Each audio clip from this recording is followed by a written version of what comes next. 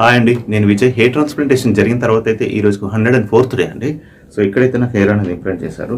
So కనిపిస్తుంది అనుకుంటా. ఇదంతా కూడా పెట్టిన హెయిరే అండి, ఇంప్లాంట్ చేసిన హెయిరే. కొద్దిగా అయితే వస్తుంది. డైలీ వీడియోస్ చూస్తున్న వాళ్ళకైతే కంప్లీట్గా తెలిసిపోతుందండి. సో ఇప్పటివరకు అయితే ఇలా ఉంది.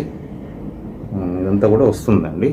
ఇంకా కొద్దిగా అయితే లోపల చిన్నగా వస్తున్నట్టయితే అనిపిస్తుంది, గుచ్చుకుంటుంది లైట్గా. అండ్ డోనర్ ఏరియా చూపిస్తాను. సో ఇది డోనర్ ఏరియా అండి.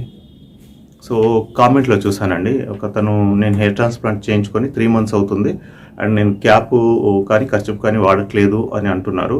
సో 3 months తర్వాత వాడాల్సిన అవసరం లేదండి, నో ప్రాబ్లం.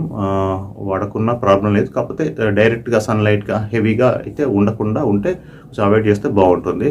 అండ్ ఇంకో కామెంట్లో కూడా చూశాను. సో నేను హెయిర్ ట్రాన్స్ప్లాంట్ జరిగి ఓన్లీ 10 days అవుతుంది. సో నేను క్యాప్ వాడాలి ఎందుకంటే నాకు వైట్ హెయిర్ ఉంది అని అన్నారు.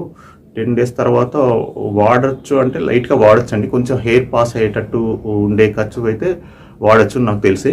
కొంచెం అది ఎప్పుడు వాష్ చేసుకుంటూ ఉండాలి రెగ్యులర్గా. సో కొంచెం హెయిర్ పాస్ అవుతూ ఉంటే కొంచెం మనకు కూడా అది ఫ్రీగా ఉంటుంది.